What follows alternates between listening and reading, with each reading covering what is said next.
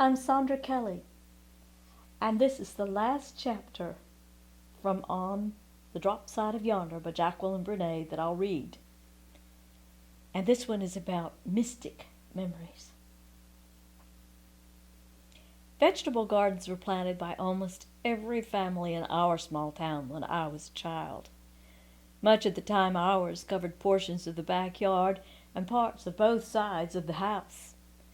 Our harvest was quite ordinary: potatoes, peas, string beans, carrots, peppers, onions, rutabagas, parsnips, cabbage, lettuce, tomatoes, corn, and squash. I never tasted broccoli and cauliflower until I was an adult. My most vivid memory of the preparation for gardening began in late May, when my dad or someone he hired began plowing, using a hand plow, of course. My brother and I, barefoot since the first dandelion was spotted, begged the plowman to cover our feet with overturned soil. If he agreed, we lay on the ground with our feet about a foot from the previous row of crumbled dirt. After warning us to hold our feet still, he plowed a furrow of the damp, cool soil over our feet. It was great fun. Usually we could persuade the plowman to do it only a couple of times. The rest of the evening we gathered worms and grubs and played with them. Planting seeds was fun, but weeding was not. Nor was picking bugs and worms off potato and cabbage plants.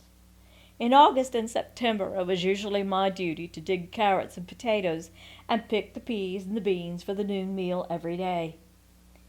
I suppose the home gardens of my childhood provided the impetus for me to plant my own garden after I was married.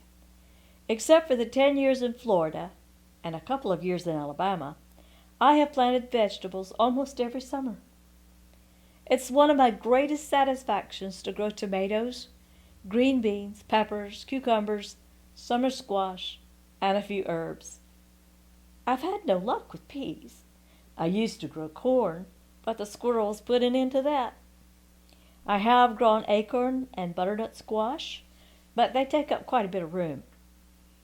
I do a fair job of keeping most of the weeds down, and when they get to be too much for me, I give up and feast on the wild purslane, pokeweed, and the lamb's quarters. Weeds are unsightly, but I usually get a good yield from my garden. As for my family's garden when I was a child, the house I grew up in was situated across the road from the Gregory school, and for years the township wanted the property my parents owned to expand the school grounds. Eventually they gave in and sold it, built a house just beyond the village limits, and lived out their lives there. My parents' old house was torn down, and the property was converted into a baseball field and tennis court. I couldn't bear to even drive by that place for many years. A few years ago, the school consolidated with others in the district, and the building was converted into township offices, including a sheriff's office which came into being, and in 2007, my sister Joyce and a niece rented a large area in that building for a family reunion. Naturally, my family and I went, and I had feelings of dread. For the first time, I looked across the road from where our house had stood. Gone were the trees in the yard. Gone was everything that was familiar. The old blacksmith shop at the foot of the hill remained. It's some kind of factory now. The house in the adjacent lot was still there, but it seemed out of place. I couldn't even tell where our house and the gardens had been. I had such a sensation of loss, as if my childhood had never existed, and I had dreamed the whole thing. First, I'll plunge right in and say that I'm a believer. Friends and acquaintances say they have had psychic experiences, and I believe them. As for having my own, I have to admit that my brain is a few cells short of a full psychic battery. Most of my experiences can be explained either by coincidence or an inability to interpret. A couple of examples. On our way to our hometown of Gregory for the visitation of our sister-in-law's deceased brother-in-law, I told my sister Joyce that I had had such a vivid dream involving Dan and Frances, both natives of Gregory. They had lived their whole lengthy lives there, and Frances had died a couple of years previously, but Dan was still living. In my dream, the couple approached me, and we visited for a while. The last thing Frances said was that she and Dan were moving to Framingham, Massachusetts. I've never been to Framingham or Massachusetts, nor have I, to my knowledge, ever thought about either. And I had really not been a close friend of Dan or Frances. Joyce and I had a laugh over that weird dream. During the visitation, my brother Elwin introduced me to a few persons. I had moved away from the area about 50 years before, while he had stayed in Gregory. One of the strangers that I met was a middle-aged woman, and my brother said, "This is Susan, Dan and Frances' daughter." I gasped and blurted, "I dreamed about your mother and Dad last night," and immediately felt like an idiot. The last thing I wanted to have this woman refer to me as Jacqueline Brunais' lunatic sister. Now, wouldn't this qualify as a psychic experience? If so, how would one interpret it? Did Frances have some sort of message she was trying to convey to Susan from the other side? If so, why was it through me? Her confidence in me had misfired badly. In a similar incident, I had a vivid dream about Robert Owens, the content of which I have forgotten now. Robert was a year younger than I, and he lived in Gregory until high school, and then he moved away. The next evening after my dream, my brother telephoned, and we chatted for a while. And then he said, as an afterthought really, "Oh, by the way, Robert Owens was in town today. He lives in Wyoming, but he came to Michigan to attend a memorial service for his sister. It was held in the Detroit area." Strange. But if there was anything meaningful about my dreaming about Robert Owens, and then my brother's mentioning him, it escaped me.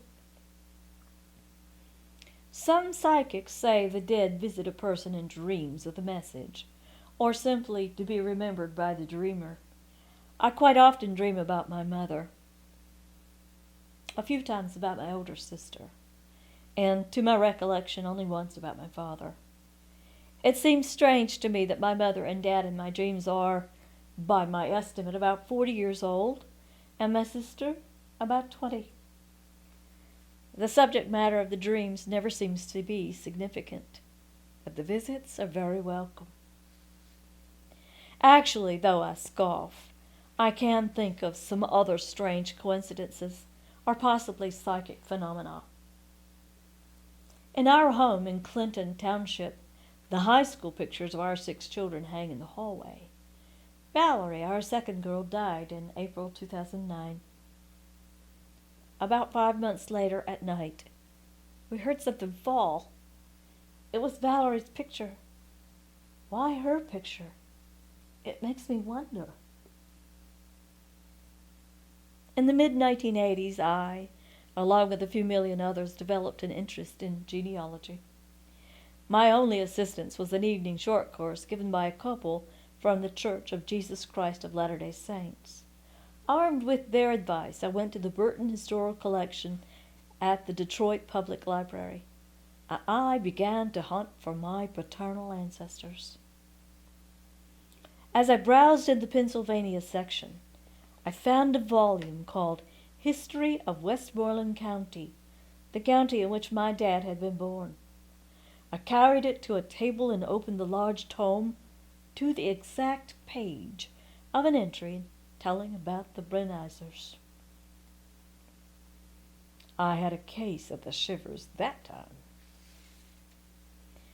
Subsequently, there were many coincidences as I pursued my genealogical hobby. I was able, while Dad was still alive, to put his mind at rest about certain events that had troubled him as he was growing up. At the very least, my hobby provided a subject that held his interest as I uncovered information about ancestors and relatives that he still remembered. Armed with certain information, Dad, my sisters, and I took 2 trips to Pennsylvania and tramped through the old graveyards to visit the burial sites of my dad's father, both of his grandfathers and his grandmothers, and even a great-grandfather. Who's to say that my hobby was not prompted mainly to keep an old man mentally alert and at peace before facing the hereafter? And who is to say which ancestor was pulling the psychic strings? A poem that's called Legacy. They came from the Palatinate, Scottish Highlands, England's shore. Ireland's hunger disgorged others, adventuresome but poor. They tamed the intrepid wilderness, moved west and multiplied, helped to shape a nation, met their destiny, and died. What did our forebears leave us? What legacy remains? Names on gravestones, photographs, their life blood coursing through our veins. And this concludes the reading of On the Drop Side of Yonder, written by Jacqueline Brunais. This chapter was called Ye Mystic Memories, and you can find the others in the same place you found this one. I'm Sandra Kelly. Keep listening.